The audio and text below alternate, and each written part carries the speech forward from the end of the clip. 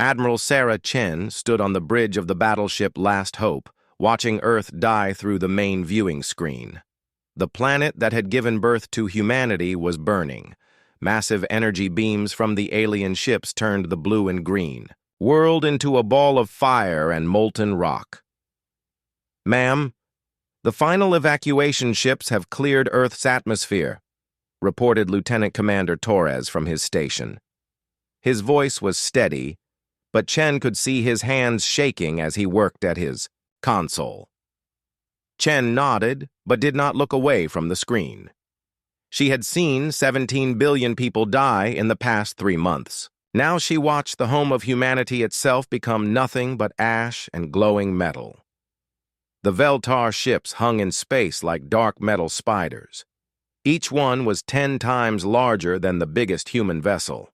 Their weapons fired without stopping, turning Earth's continents into flowing lava. The aliens had come without warning and without mercy. They wanted humanity gone from the universe. "Admiral, incoming transmission from the Veltar flagship," said the communications officer. "Put it through," Chen ordered. The screen changed to show a Veltar commander. The alien looked like a giant insect covered in dark armor. Its 4 eyes glowed red in the dim light of its ship's bridge. When it spoke, the translation system turned its clicking sounds into cold words. "Human leader, your species has been found guilty of existing in sacred space.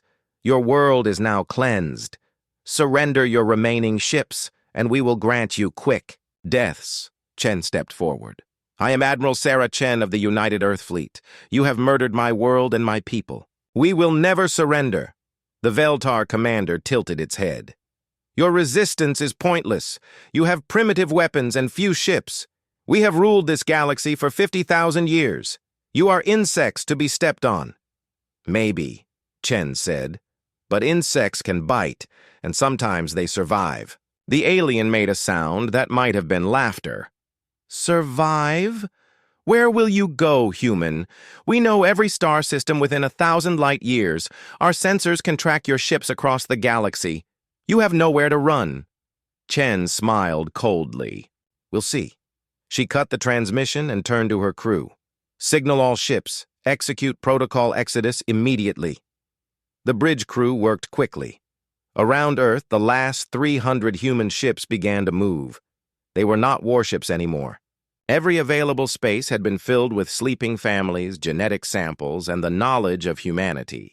These ships carried the last 2.5 million people of Earth.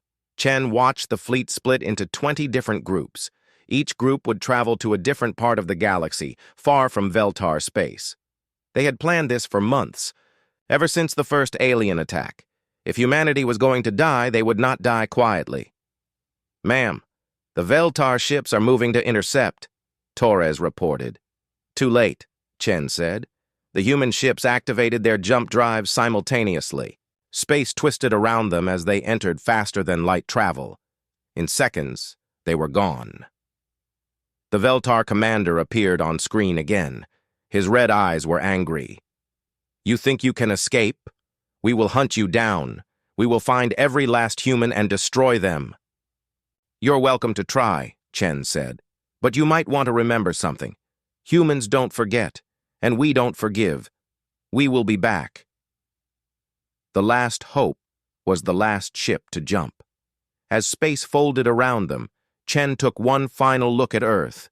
The planet was already cracking apart from the heat. Soon it would be nothing but floating rocks and gas. She turned away and walked to her command chair. "Set course for the Kepler colony zone. Maximum speed." "Yes, ma'am." "Admiral, where exactly are we going?" Chen sat down and looked at the star chart. The galaxy was huge, with billions of stars and worlds. Somewhere out there, humanity would find new homes. They would grow strong again. And someday, they would return. "We're going to disappear," she said. "We're going to become ghosts, and then we're going to become something the Veltar never expected." "What's that, ma'am?" "We're going to become their worst nightmare." The ship jumped through space, following a route that would take them far from any known civilization. Behind them, Earth continued to burn. The Veltar ships had already begun to leave, confident that humanity was finished. They were wrong. Captain Maria Santos piloted her colony ship New Dawn toward a red star system that had no name on any map. Her ship carried 50,000 people in deep sleep, along with everything needed to start a new world. In the cargo holds were machines to build cities, seeds to grow food, and weapons to defend their new home. Santos had been an exploration pilot before the war. She knew space better than most people knew their own neighborhoods. She had found this star system years ago during a mapping mission. It was far from any space lanes and had 3 planets that could support human life. "Captain, we're approaching the system," her navigation officer reported. "Good. Begin deep scans of all 3 worlds. I want to know everything about them before we choose where to land." Santos looked at the sleeping families in the cryo chambers below. These people had lost everything. Their homes, their friends, their entire world was gone. But they were alive, and that meant humanity still had a chance. The ship's computers began analyzing the planets. The first world was too hot and covered in acid rain. The second was perfect for humans but had dangerous predators. The third was cold but had good soil and clean water. "We'll take the third planet," Santos decided. "Wake up the advance team. We have work to do."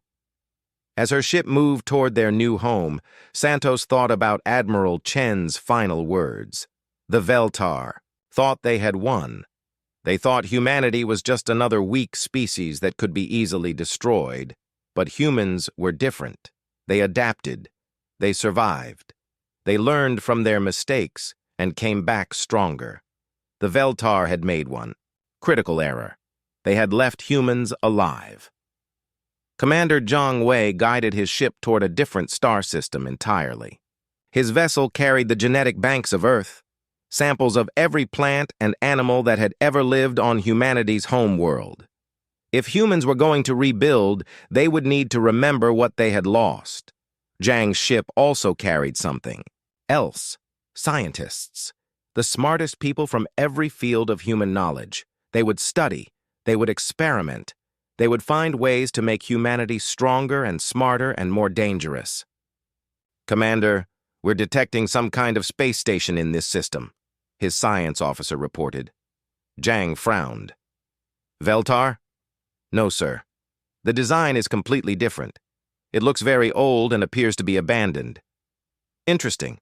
Set course. To investigate. But keep weapons ready and prepare to jump away if needed." The ancient station was huge, easily the size of a small moon.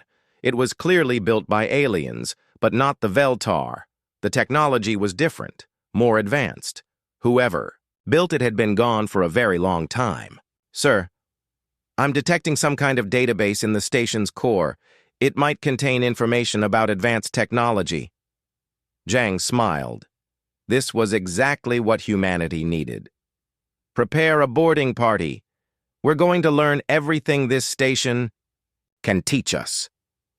As his teams explored the dead station, Zhang thought about the future. The Veltar had technology that was thousands of years ahead of humanity. But humans had something the aliens didn't have: desperation. And desperate people did amazing things. Back in the Sol system, the Veltar finished their work. Earth was nothing but glowing chunks of rock floating in space. The moon had been destroyed as well, just to make sure no humans were hiding there. The Veltar commander stood in his ship's war room, looking at star charts. His species had destroyed hundreds of younger races over the millennia. Humans were no different. They would scatter across space, hide on distant worlds, and slowly die out as their technology failed and their will broke. "Commander, our hunter fleets report no trace of the human ships," one of his officers reported. "Expected," the commander replied. "They used some kind of scattering protocol. But it doesn't matter. We know they have limited fuel and supplies. They will be forced to stop somewhere, and when they do, we will find them. Should we begin searching now?" The commander waved a dismissive hand. No need to waste resources. Humans are weak and emotional. They will probably destroy themselves fighting over what little they have left. In a few hundred years, we will send scouts to clean up any survivors. The Veltar fleet jumped away from the Sol system, leaving behind only empty space and the cooling remains of Earth. They were confident that humanity was finished. They had no idea that in the darkness between stars, human ships were already beginning to change. In hidden laboratories, scientists were studying alien technology. In secret factories, engineers were building new weapons. In training centers, children were learning to fight. Admiral Chen reached her destination 3 months later. The star system had no name and no planet suitable for normal human life, but it had something else. Asteroids rich in rare metals and plenty of space to hide. Her fleet immediately began building. They carved cities out of asteroids and set up factories in the empty space between worlds. Every day, new ships arrived, carrying more refugees and more knowledge. Chen established the first human colony outside of Sol system in a place where no one would think to look. She named it Haven, though it was anything but safe. Life here was hard, but it was life. Admiral, we've received transmissions from 17 other colony groups, Torres reported. They've all reached their destinations safely. Chen nodded. That meant over 2 million humans had survived the destruction of Earth. It wasn't many compared to the billions who had died, but it was enough. Enough to grow, enough to learn, enough to plan. She walked to the main window of the command center and looked out at the construction work. Humans in spacesuits were building new homes from the metal of dead worlds. Children played in artificial gravity chambers, while their parents planned for a future none of them might live to see. Torres, send a message to all colony groups, Chen ordered. What should it say, ma'am? Chen thought about Earth burning. She thought about the Veltar commander's arrogant voice. She thought about all the humans who would never see their home again. Tell them to remember, she said. Tell them to build. Tell them to prepare. And tell them that someday we're going home. As the message went out across space, reaching human colonies scattered throughout the galaxy, Chen made a promise to herself and to all the dead of Earth. The Veltar thought they had won. They thought humanity was finished. They would learn how wrong they were. The story of humanity's revenge was just beginning. 3,000 years had passed since Earth burned. The human colonies had grown and changed in ways that would have amazed their ancestors. Each group of survivors had adapted to their new homes and developed in different directions. On the world, called New Sparta, Commander Elena Vasquez watched her soldiers train in the mountain valleys. These were not the humans who had fled Earth long ago. Generations of genetic improvement and harsh training had created something new. The soldiers moved faster than normal humans should be able to move. Their bones were stronger, their muscles more efficient, their reflexes enhanced beyond natural limits. They could survive in environments that would kill their ancestors in minutes. Show me the new batch, Elena ordered her aide. Captain Morris led her to a training ground where children, barely 10 years old, were learning combat skills. They moved with deadly grace, their enhanced bodies allowing them to perform feats that looked like magic. These are the Reaper strain, Morris explained. 3rd-generation enhancement. They can survive in hard vacuum for up to an hour there. Skin can stop most projectile weapons, and their reaction time is 5 times faster than baseline humans. Elena nodded approvingly. New Sparta had become humanity's forge of warriors. Every child here was born to fight. It was harsh, but the galaxy was a harsh place. The Veltar still controlled most of known space, and they would not hesitate to destroy humanity again if they found them. What about their minds? Elena asked. Enhanced as well. Perfect memory, advanced tactical thinking, and complete emotional control under stress. They are the perfect soldiers. Elena watched a young girl disassemble and rebuild an energy weapon while blindfolded. The child's movements were precise and confident. She had been born for this purpose. Good, Elena said. But remember, they are still human.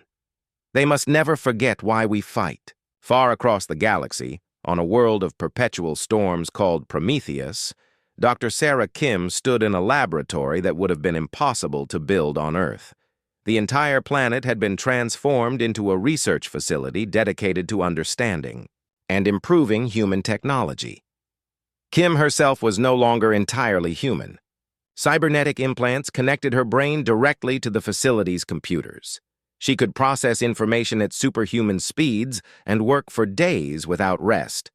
Like everyone on Prometheus, she had willingly given up part of her humanity to serve the greater goal. "Doctor, the quantum resonance tests are complete," her assistant reported. The young man had mechanical arms that could work with precision measured in atomic distances. "Excellent. What did we learn?" "We can now manipulate matter at the quantum level. The implications for weapons and defense systems are enormous." Kim smiled, though her metal face showed little emotion. "Show me." Her assistant led her to a sealed chamber where a small device sat on a table. With a thought transmitted through his implants, the assistant activated the device. A block of solid steel simply ceased to exist, its atoms scattered at the quantum level. "Fascinating," Kim said. "How much energy does it require?" "Very little. The process uses the target's own molecular bonds against itself." Kim made notes, directly into her electronic memory. Prometheus had become humanity's brain, constantly developing new technologies that their enemies could not imagine. Every discovery brought them closer to the day when they could return to Earth. "Continue the research," Kim ordered, "and begin work on scaling this up. We may need to destroy much larger targets." On the frozen world of Midgard, Captain Jonas Eriksson piloted his ship through an asteroid field that wasn't there. The rocks were real, but his ship existed in a state that made it invisible to all known sensors.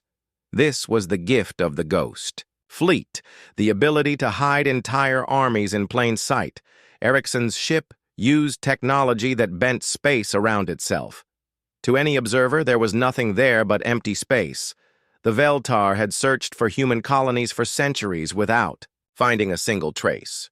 "Captain, we're approaching the rendezvous point," his navigator reported. Around them, space began to shimmer as other ships emerged from their hidden state. Dozens of vessels appeared, each one packed with the most advanced stealth technology humanity had ever developed. "Begin the drill," Eriksson ordered. The fleet moved through a complex series of maneuvers, appearing and disappearing at will. They practiced attacking targets that couldn't see them coming and retreating before anyone knew they had been there. "Time to target elimination. 47 seconds, the tactical officer reported. "Too slow," Eriksson said. "The Veltar won't give us 47 seconds. Run it again." The Ghost Fleet ran the exercise again and again, each time getting faster and more precise. When the day came to strike back at their enemies, they would appear like phantoms from nightmare and disappear before anyone could respond. Meanwhile, on a world called Sanctuary, Professor Michael Chen worked with abilities that most humans would call impossible. He was one of the awakened, humans who had developed psychic powers over the long centuries of exile.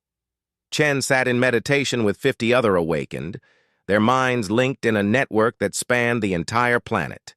Together they could see across vast distances of space and time, gathering information about their enemies without leaving their world. "I can see them," Chen whispered, his consciousness traveling across the galaxy. "The Veltar worlds, their cities, their fleets, their weaknesses." Through their psychic link, the other awakened saw what he saw. The Veltar Empire had grown complacent.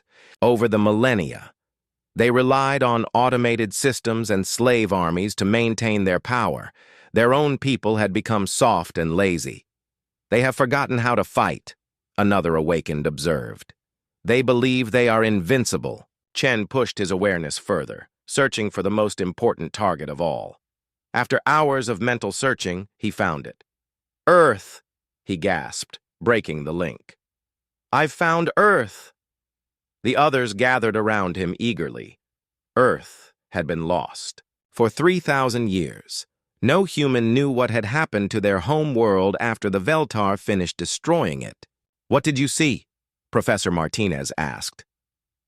"It's not destroyed," Chen said, his voice filled with wonder and rage. "They rebuilt it. The Veltar turned our world into a garden paradise for themselves. Billions of them live there now." The room fell silent. Every human had believed that Earth was gone forever, reduced to asteroid debris. To learn that it still existed, occupied by their enemies, was both wonderful and horrible news. "Then we have two missions," Martinez said quietly. "We must drive out the invaders and reclaim our world." As the news spread to other human colonies, the reaction was the same everywhere. Earth survived, but it was enslaved. The desire for revenge that had driven humanity for thousands of years burned even brighter. On New Sparta, Elena Vasquez assembled her finest warriors. "We train harder now," she told them. "We are not just avenging the dead. We are liberating the living world." On Prometheus, Dr. Kim accelerated her research programs. New weapons and technologies poured from the laboratories as scientists worked around the clock. They would need every advantage to face an empire that had ruled the galaxy for 50,000 years. The Ghost Fleet prepared for the greatest stealth operation in human history. They would need to scout Veltar space without being detected, gathering intelligence for the final assault. And on Sanctuary, the Awakened reached out with their minds to find every human colony scattered across the galaxy. It was time to unite the scattered children of Earth for one last great war.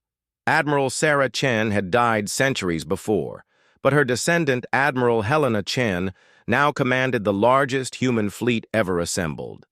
Ships from every colony gathered. In the empty space between galaxies, hidden from all sensors by Ghost Fleet technology. Helena stood on the bridge of her flagship, looking at the representatives of humanity's many colonies.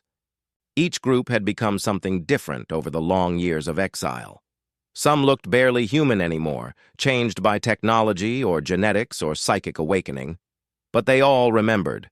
They all carried the pain of Earth's burning in their hearts. And they all wanted to go home.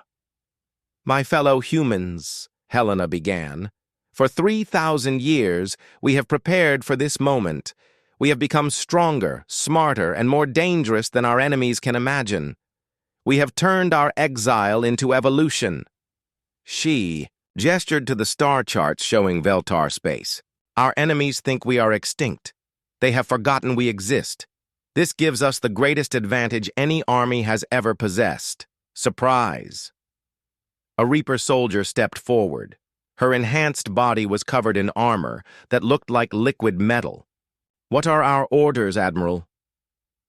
"We return to Earth," Helena said simply. "We drive out the invaders. We reclaim our world. And we make sure that no species ever again has to suffer what we have suffered."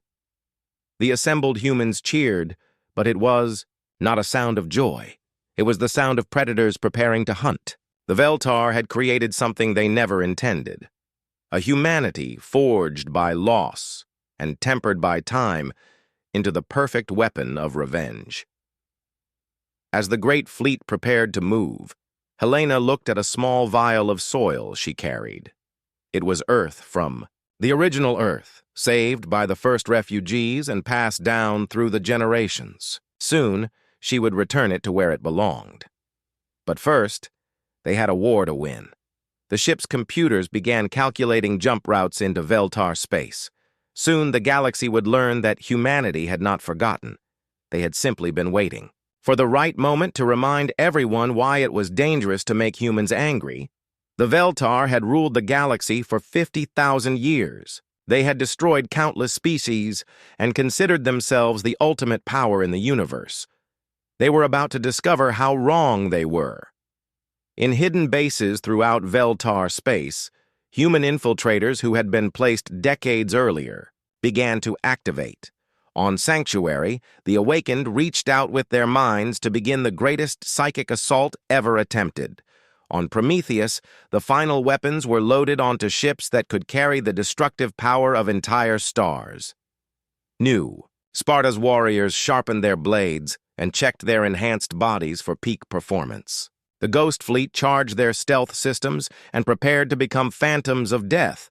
And on the flagship of the human fleet, Admiral Helena Chen gave the order that would end 30,000 years of exile. All ships, prepare for jump. We're going home. Captain Marcus Volkov drifted through space like a ghost.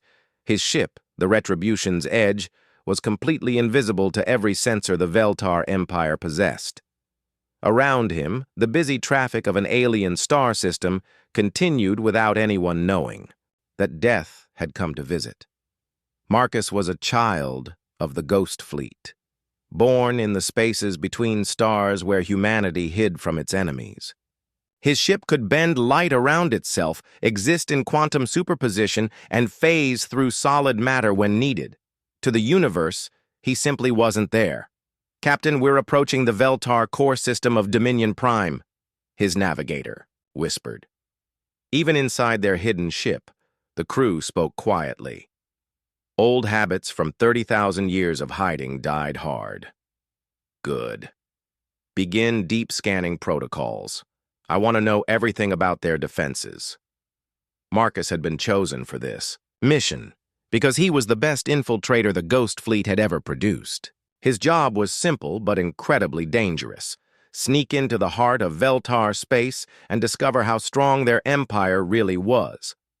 For 3 decades, Marcus had been placing quantum beacons throughout Veltar territory.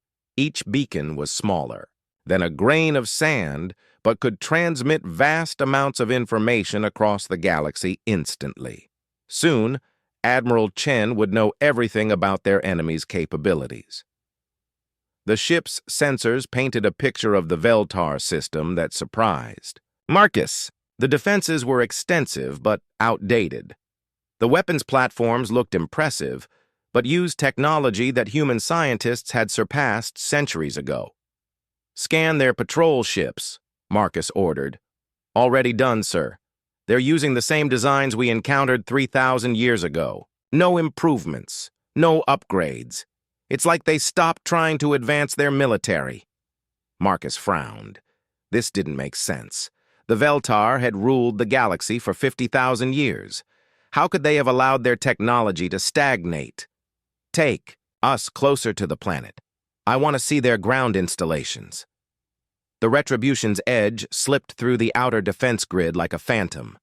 Automated systems scanned the space where the ship passed, but found nothing. The technology of the Ghost Fleet had advanced far beyond anything the Veltar could detect. As they approached Dominion Prime, Marcus got his first close look at a Veltar core world. The planet was covered in gleaming cities that stretched from pole to pole. Massive towers reached into the sky, connected by bridges of crystalline material that sparkled in the system's binary starlight. "Beautiful," his communications officer observed. "Yes," Marcus agreed. "But notice what's missing." The crew studied the planet's surface.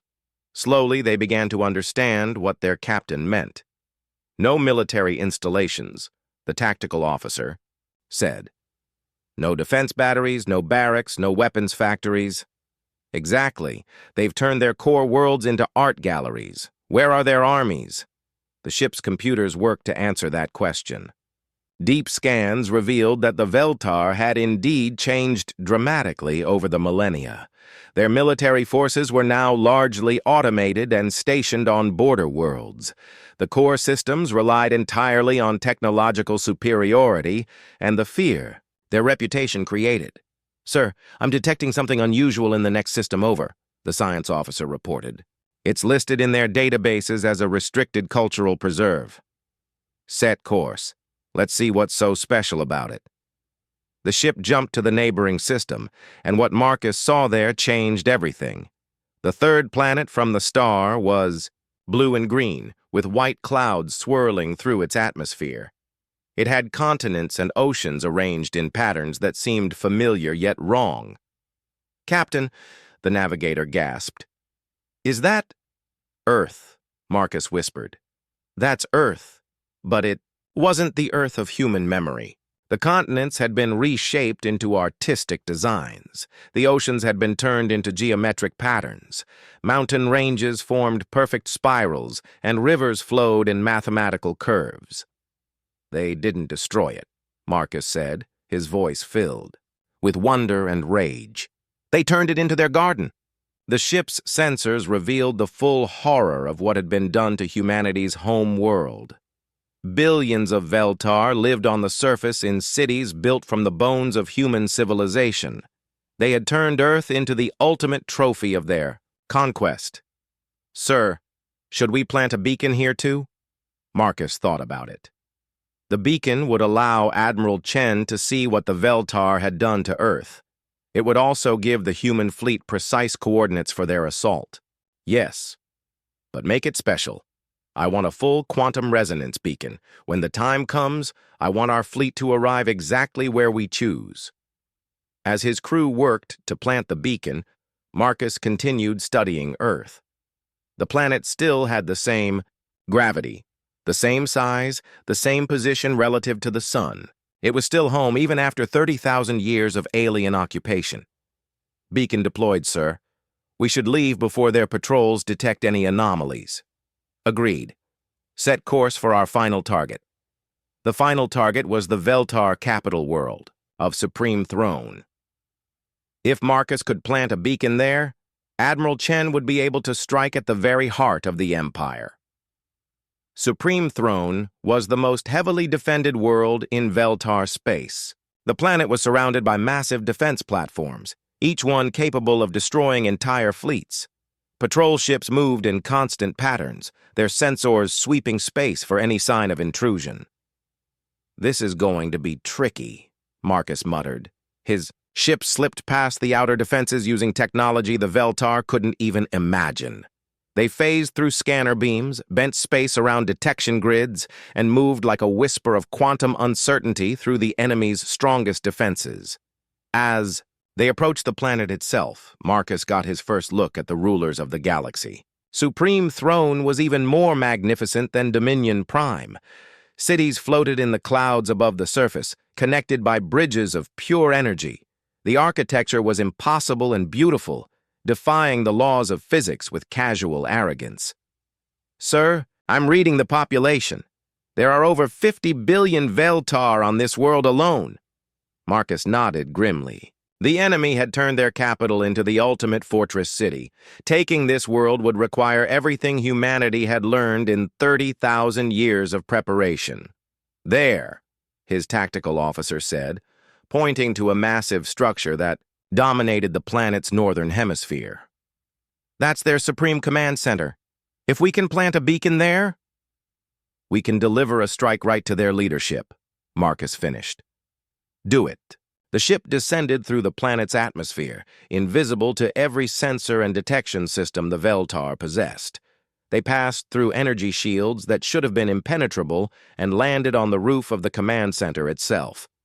Marcus suited up and prepared to leave his ship.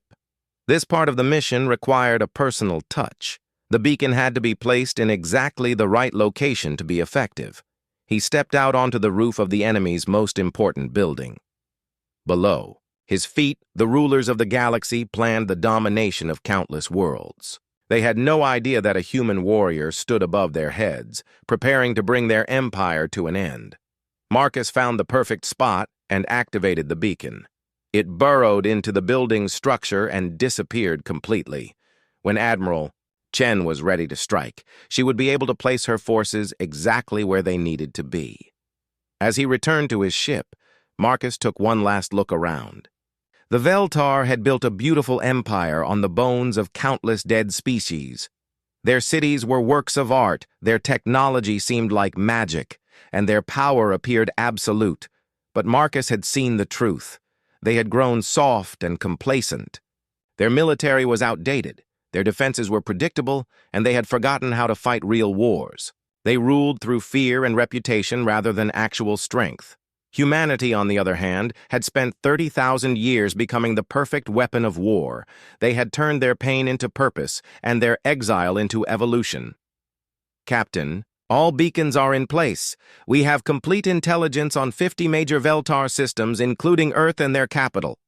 Excellent. Signal the fleet. Tell Admiral Chen that the enemy is ready for harvest. The Retribution's edge slipped away from Supreme Throne and began the long journey back to human space. Behind them, the Veltar Empire continued its daily routine, unaware that their doom approached. Marcus spent the journey compiling his report. The Veltar had over 10,000 worlds and controlled 3 million star systems. Their population numbered in the trillions, and their technology could manipulate matter at the atomic level. But they had one fatal weakness. They had forgotten how to fight an enemy who refused to give up. When the ship finally reached the human fleet, Marcus was brought immediately to Admiral Chen's flagship. He found her in the war room, surrounded by holographic displays showing the positions of human forces throughout the galaxy. "Report," Chen ordered as soon as he entered. "Ma'am, the enemy is stronger than we thought, but weaker than they believe. Their technology has stagnated, their military has atrophied, and their leaders have become arrogant." Chen studied the intelligence Marcus had gathered. "What about Earth?" "Still there, ma'am." "They've turned it into an art project, but it's still our world, still our home." Chen's jaw tightened. "How many of them are living there?" "Approximately 12 billion Veltar, spread across the entire surface. They've built their cities on top of the ruins of ours." "I see." Chen walked to a window and looked out at the human fleet. Thousands of ships floated in the darkness, each one carrying weapons that could crack planets or warriors who could survive in hard vacuum. "Marcus, in your professional opinion, can we win?" Marcus thought about everything he had seen. The Veltar were numerous and technologically advanced, but they had grown complacent. Humanity was smaller in number, but had been forged by 30,000 years of preparation for this exact moment. "Yes, ma'am. We can win, but it won't be easy, and it won't be clean." Chen nodded. "I never expected it to be. The Veltar made one mistake when they destroyed our world." "What's that, ma'am?" "They left us alive. And humans who have lost everything have nothing left to lose." Chen turned back to the war room displays. "Signal all fleet commanders. We begin the final preparations immediately." "Yes, ma'am." "What should I tell them?" Chen looked at the image of Earth on the main display. After 30,000 years, humanity was finally going home. But first, they had to take it back from the aliens who had stolen it. "Tell them it's time to remind the galaxy why you don't make humans angry." As the message went out to human forces throughout space, warriors sharpened their weapons, scientists activated their most destructive technologies, and the Ghost Fleet prepared to bring death from the shadows. The Veltar Empire had ruled the galaxy for 50,000 years. They had destroyed hundreds of species and considered themselves the ultimate power in the universe. They were about to learn that some species refused to stay dead. The gathering began in the space between galaxies, where no star's light could reach and no enemy sensors could penetrate. Here, in the absolute darkness of the void, humanity assembled the greatest war fleet in galactic history, Admiral Helena. Chen stood on the bridge of her flagship Earth's Vengeance, watching as ships appeared from across the galaxy. Each vessel carried the hopes and rage of 30,000 years of exile. Each crew represented a different path humanity had taken in their long journey toward this moment. "Ma'am, the Forge fleet has arrived," reported Commander Torres, descendant of the same Torres family that had served humanity since the first Exodus. Through the viewing screen, Chen watched as massive ships emerged from hyperspace. These were the Titan-class dreadnots from the Forge worlds, vessels so large they had their own gravity fields. Each ship was built around a single purpose, the total destruction of enemy fleets. The dreadnought Hammer of Mars was the largest human-built ship ever constructed. It stretched for 50 kilometers and carried enough firepower to destroy entire star systems. Its captain, Admiral Sarah Kane, was more machine than human. Her body integrated with the ship's systems so completely that she could control every weapon with a thought. "Admiral Chen, the Forge fleet reports ready for combat operations." Kane's voice came through the communication system. Even speaking casually, she sounded like a weapon being prepared for use. "Welcome to the party, Sarah. How many ships did you bring?" 300 Titan-class, 800 heavy cruisers, and 2,000 support vessels. Each ship carries enough quantum torpedoes to crack a planet's crust. Chen nodded approvingly. The Forge worlds had spent 30,000 years turning their people into living weapons factories. Every citizen was born with neural implants that connected them to vast manufacturing networks. They could produce weapons and ships faster than any normal civilization could imagine. "Ma'am, detecting new arrivals," Torres announced. "It's the Gene Wright fleet from the Kepler systems. These ships were smaller but carried the most dangerous cargo in the galaxy, the enhanced humans of New Sparta and its sister worlds. Generations of genetic modification had created soldiers who were barely recognizable as the same species that had fled Earth. General Elena Vasquez materialized on the bridge as a hologram. Her body was perfect in every way, engineered for combat, and enhanced beyond normal human limits. She moved with deadly grace even in the simple act of standing at attention. "Admiral, the Reaper Corps reports ready for deployment. We have 1 million enhanced soldiers prepared for ground combat operations." Chen studied the genetic modifications visible in Elena's appearance. The woman's eyes could see across the entire electromagnetic spectrum. Her bones were made of materials stronger than steel. Her reflexes were so fast she could dodge energy. "Weapon fire! What about the new strains?" Chen asked. "The Voidwalkers are ready. They can survive in hard vacuum for extended periods and fight in zero gravity without equipment.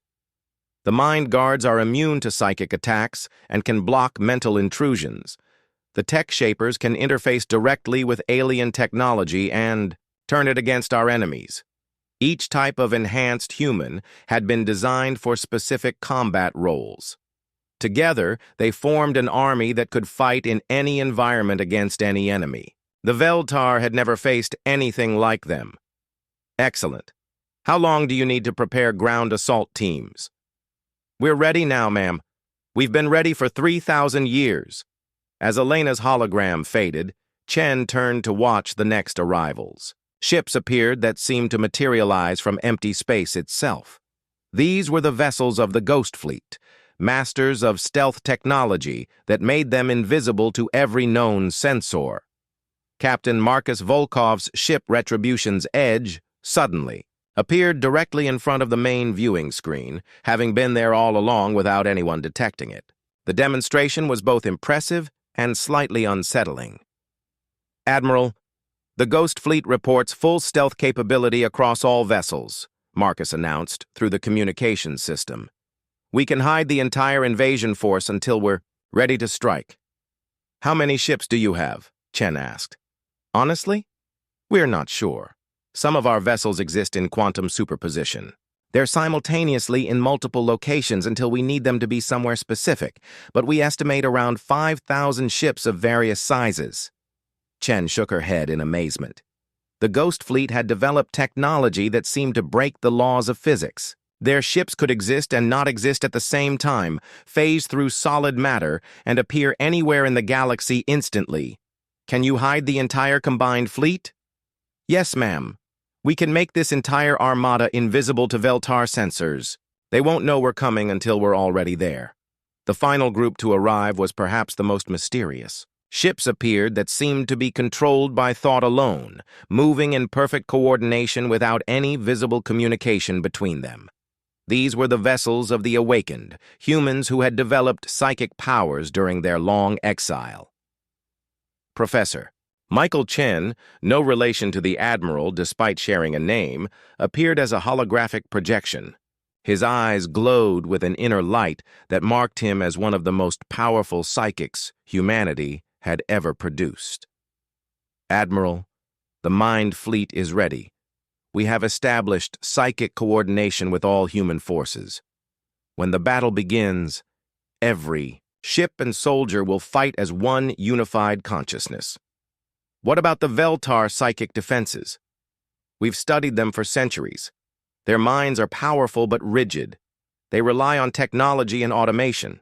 We can overwhelm their psychic networks and turn their own ships against them. Chen looked around at the representatives of humanity's various factions. Each group had developed in radically different directions during the long exile. Some were barely recognizable as human anymore, but they all shared the same burning desire for revenge. Ladies and gentlemen, we are no longer the same species that fled Earth 30,000 years ago. We have become something our enemies cannot understand or predict. We have turned our exile into evolution. She gestured to the holographic display, showing their target. The Veltar Empire controls 10,000 star systems. They have trillions of citizens and technology that can manipulate matter at the quantum level. By every measure, they should be able to destroy us easily. The assembled commanders listened intently as Chen continued. But they have one fatal weakness. They have forgotten how to fight a real war. They rely on fear and reputation instead of actual combat strength. They think they are invincible because no one has seriously challenged them in 50,000 years. General Vasquez leaned forward. What's the battle plan, Admiral? Chen activated the main tactical display. The galaxy appeared as a three-dimensional map, with Veltar territories marked in red and human targets highlighted in blue. We will strike simultaneously at 50 key systems. The Forge fleet will destroy their military installations with overwhelming firepower. The Ghost fleet will eliminate their communication networks and command centers. The Gene-Right forces will capture strategic positions and hold them against counterattack. Professor Chen nodded approvingly. And the Awakened will coordinate everything through psychic links. The Veltar won't be able to organize a coherent response. Exactly, but our primary target is here. Chen highlighted the Sol system on the display. Earth, our home, our world. Our objective is not just to defeat the Veltar Empire. It is to reclaim what they stole from us. Admiral Kane's mechanical voice cut through the discussion. What about casualties? The Veltar have billions of civilians on Earth alone. Chen's expression grew hard. We are not the Veltar. We do not slaughter innocents. Our fight is with their military and their leadership. Any civilian populations that surrender will be relocated safely to other worlds. And if they resist, then we remind them why it was a mistake to steal our world. The planning session continued for hours as the commanders worked out the details of the most complex military operation in galactic history. Every aspect had to be coordinated perfectly. One mistake could result in the destruction of humanity's last hope for revenge. As the meeting concluded, Chen walked to her private quarters and opened a small container she had carried for decades. Inside was a vial of soil from the original Earth, passed down through generations of her family since the first exodus. The soil was dark and rich, carrying the essence of a world that had given birth to humanity. Soon, she would return it to where it belonged, but first, they had to take Earth back from the aliens who had stolen it. A soft chime indicated an incoming message. Chen activated the communication system and saw Captain Volkov's face appear on the screen. Admiral, my reconnaissance teams report that the Veltar have detected some unusual activity in their border regions. They're starting to increase patrols. How much time do we have? Maybe a few weeks before they realize something major is happening. We need to move soon. Chen nodded. Signal all fleet commanders. We begin final preparations immediately. I want every ship ready for combat within 72 hours. Yes, ma'am. Admiral, there's something else. My people have been monitoring Veltar communications. They're planning some kind of celebration on Earth next month. Something about the anniversary of their greatest victory. Chen's blood ran cold. The Veltar were planning to celebrate the destruction of humanity on humanity's own world. They would turn Earth's liberation into a festival of their own superiority. Perfect, Chen said quietly. We'll give them a celebration they'll never forget. As the message went out to the entire human fleet, millions of warriors began their final preparations. Enhanced soldiers checked their weapons and armor. Ghost Fleet crews calibrated their stealth systems. Forge World engineers loaded the last quantum torpedoes into their massive ships. On every vessel, human crews performed the sacred remembrance, the ritual viewing of Earth's destruction that had kept their anger burning for 30,000 years. They watched their home world burn and renewed their vow of vengeance. Admiral Chen stood on her bridge, looking out at the vast armada humanity had assembled. Ships stretched away into the darkness for thousands of kilometers in every direction. Each vessel carried the hopes and dreams of countless generations who had died in exile, never seeing their home again. Commander Torres, signal the fleet. All ships are to maintain communication silence until we reach our objectives. From this moment on, we are at war. Yes, ma'am. All ships report ready for hyperspace jump. Chen took one last look at the tactical display showing their target systems. The Veltar had no idea what was coming for them. They thought humanity was extinct, just another failed species that had been swept away by the march of galactic history. They were about to learn how wrong they were. All ships, execute jump protocol Omega. Destination, Earth. It's time to go home. Space twisted around the massive human fleet as they entered hyperspace. Behind them, the empty void between galaxies returned to its eternal silence. Ahead of them lay the greatest battle in galactic history and the chance to finally avenge 30,000 years of exile. The Veltar Empire had ruled the galaxy for 50,000 years. They had destroyed countless species and considered themselves the ultimate power in the universe. In a few days, they would discover that some species refuse to stay dead, and some homecomings are written in fire and blood. The attack began at exactly the same moment across 50 star systems. Human ships materialized from empty space like phantoms, their ghost fleet technology making them invisible until the very instant they opened fire. In the Veltar military system of Iron Fist, Admiral Kane's dreadnought Hammer of Mars appeared directly above the main defense platform. The massive human ship was larger than the Veltar station and bristled with weapons that the aliens had never seen before. Target acquired, Kane announced, her cybernetic systems linked directly to the ship's weapons. Firing quantum torpedoes. The weapons that struck Iron Fist's defenses didn't just destroy them, they unmade them at the atomic level. Massive battle stations that had protected Veltar space for millennia simply ceased to exist, their matter scattered across quantum dimensions.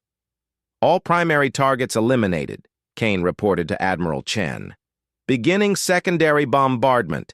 Throughout the system, Forge fleet ships systematically destroyed every military installation the Veltar possessed.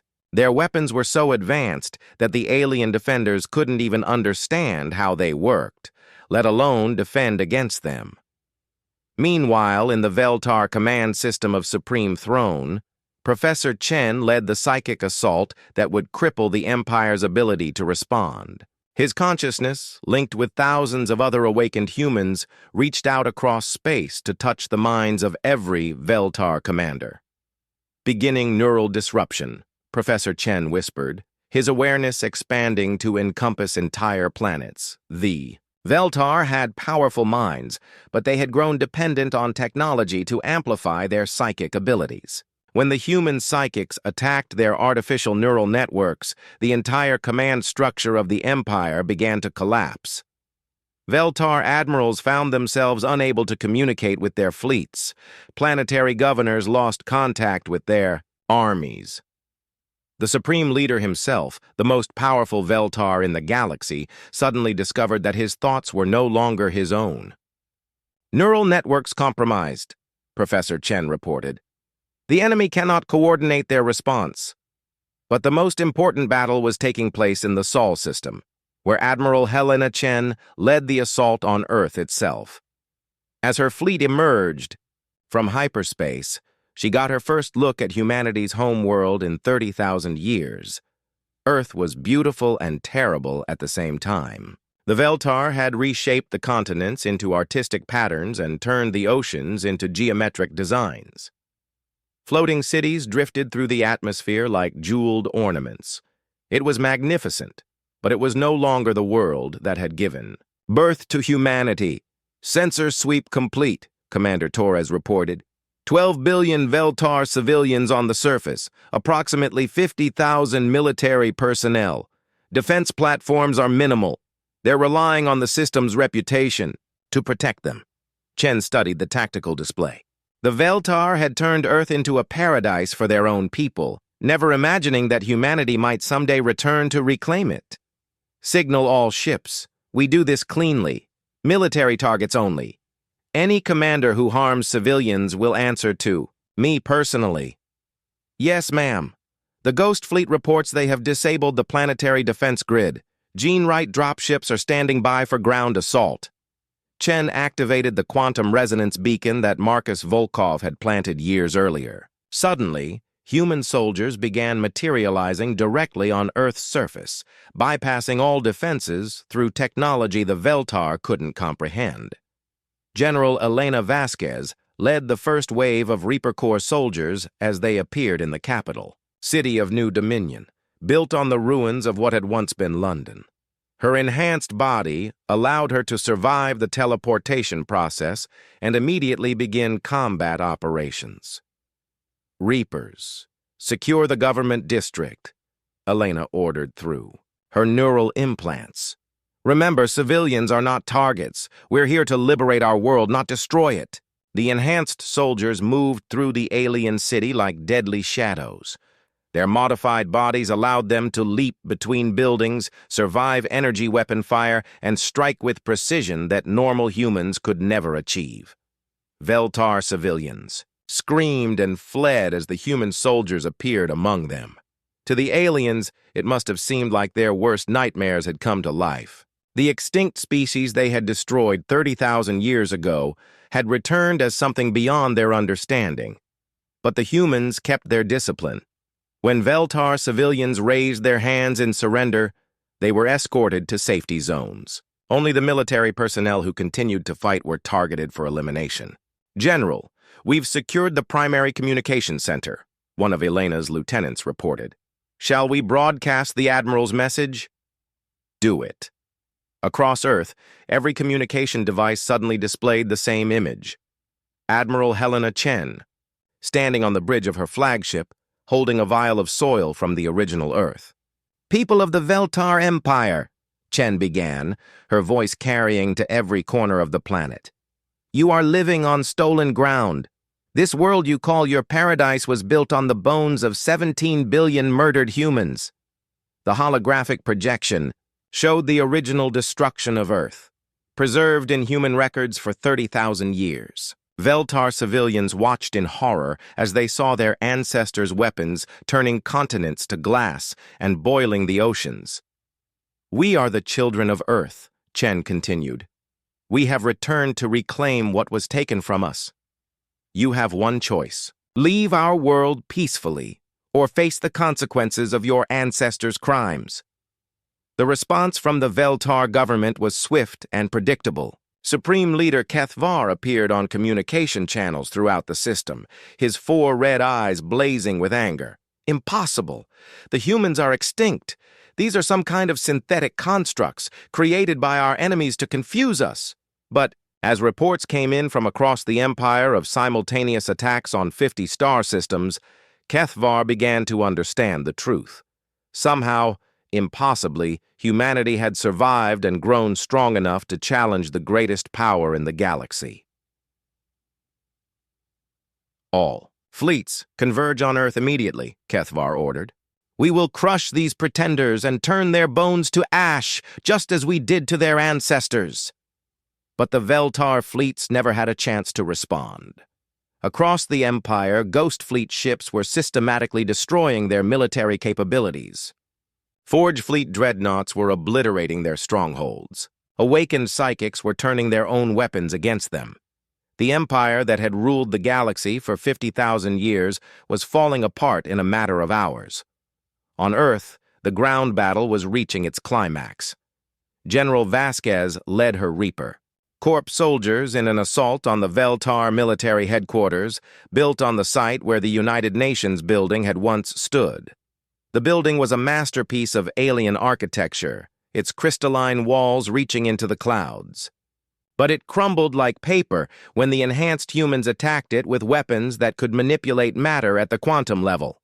"Secure the command center," Elena ordered as her soldiers moved through the collapsing structure. "I want their databases intact.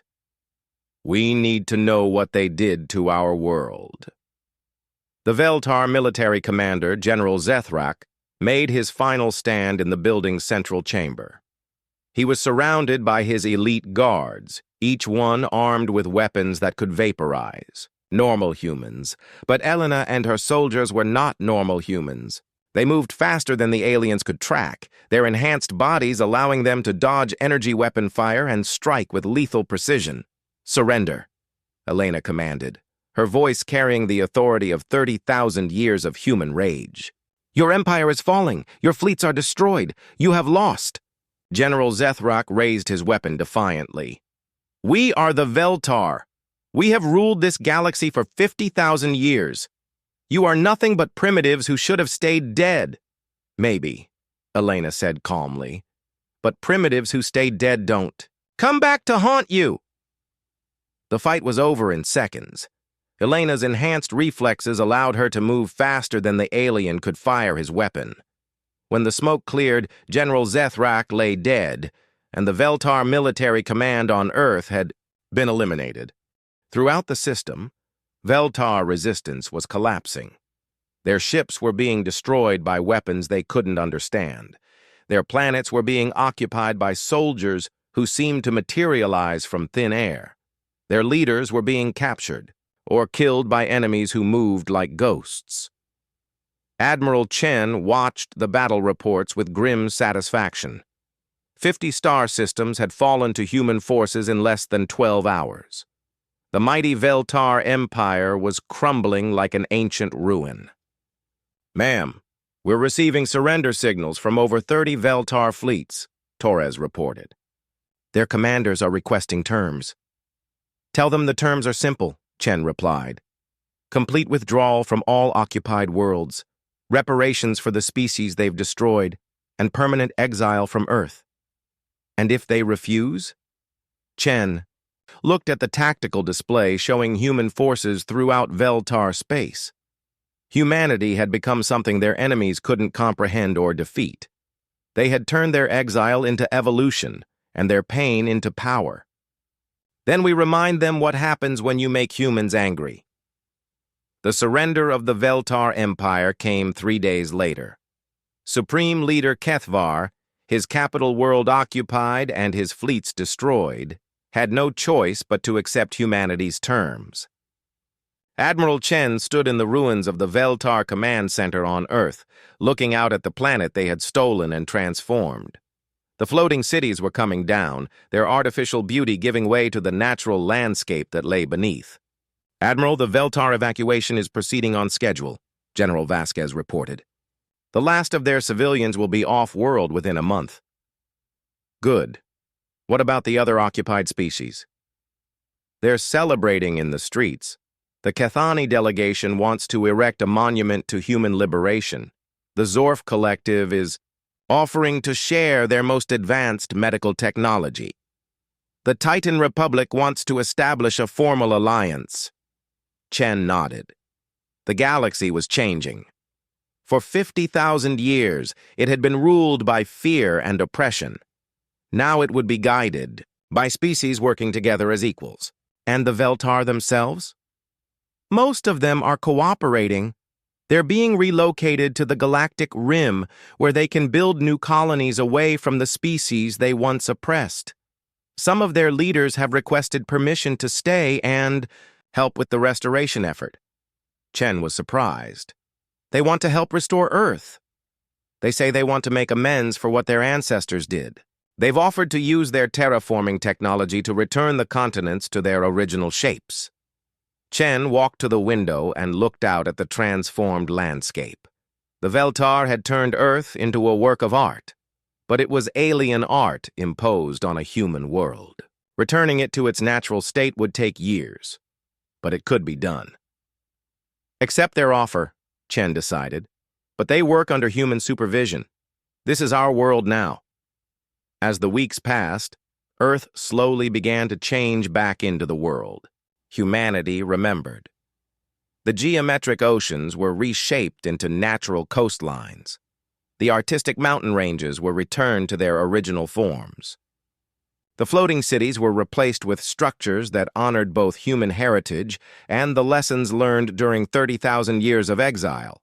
Admiral Chen stood in what had once been New York Harbor, watching as construction crews worked to rebuild the Statue of Liberty. The monument had been destroyed during the original Veltar attack, but human engineers were using both advanced technology and historical records to recreate it exactly as it had been. Ma'am, the final transport has left Earth, Torres announced. All Veltar civilians have been successfully relocated. And our own people? Colonists from all the human worlds are arriving daily. New Sparta is sending families to resettle the eastern continents. The Forge worlds are establishing manufacturing centers. The Ghost Fleet wants to build a hidden base in the Pacific. Chen smiled. Humanity was coming home, but they were bringing everything they had learned during their long exile. Earth would be reborn as something greater than it had ever been before. She reached into her pocket and pulled out the vial of soil she had carried for so long. It was Earth from the original Earth, preserved through centuries of exile and past, down through generations who never thought they would see their home again. Chen walked to the edge of the harbor and opened the vial.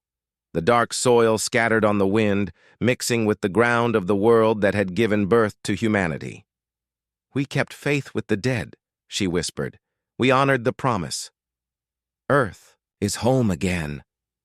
Behind her, the restored Statue of Liberty rose into the sky, its torch lighting the way for ships bringing humans home from across the galaxy. The long exile was over. Humanity had returned to claim their birthright, and in the depths of space, former Veltar worlds were learning to govern themselves. Species that had been enslaved for millennia were taking their first steps as free peoples. The galaxy was becoming something it had never been before, a place where different species worked together as equals. The Veltar Empire was gone, replaced by a confederation of worlds where strength came from cooperation rather than domination. And at the center of it all was Earth, restored and reborn, home once again to the children who had never forgotten where they came from. Admiral Helena Chen stood watching the sunset over the harbor where her ancestors had once welcomed refugees from around the world. Now she was welcoming refugees from around the galaxy, humans coming home and aliens seeking freedom from oppression. The circle was complete. Humanity had kept its promise to the dead and honored its debt to the living. Earth would never again bow to alien conquest, and the galaxy would never again forget the price of making humans angry. In the growing darkness, the lights of New York Harbor began to shine, welcoming the ships that brought humanity home. After 30,000 years of exile, the children of Earth had returned, and they had returned not as conquerors, but as liberators. The galaxy would be different now, better, free, and it would remember forever the lesson humanity had taught. Some species refuse to stay dead, and some homecomings are worth waiting 30,000 years to achieve.